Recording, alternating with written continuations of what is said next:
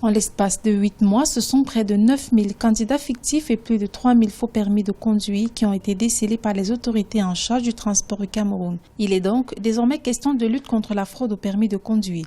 Et les réformes mises en place intègrent les applications numériques et une technologie d'avant-garde qui offre des moyens de contrôle plus efficaces.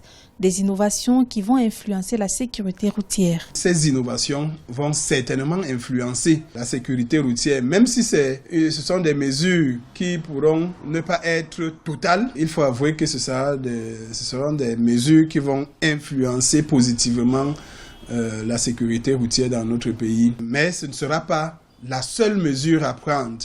Il y a beaucoup d'autres éléments qu'il faudrait, à mon avis, mettre ensemble pour pouvoir lutter efficacement contre l'insécurité routière que nous enregistrons ces derniers temps.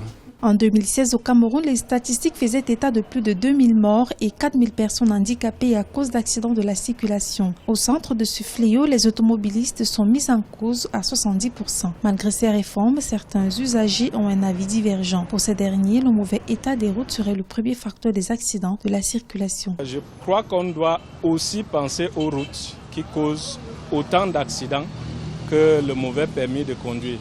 Et je pense que les routes font même pire.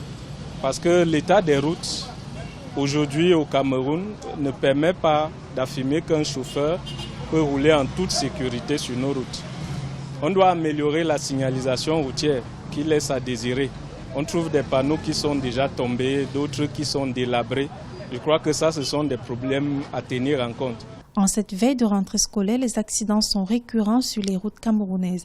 Le nouveau permis de conduire suscite donc de l'espoir auprès d'une grande partie des usagers de la route.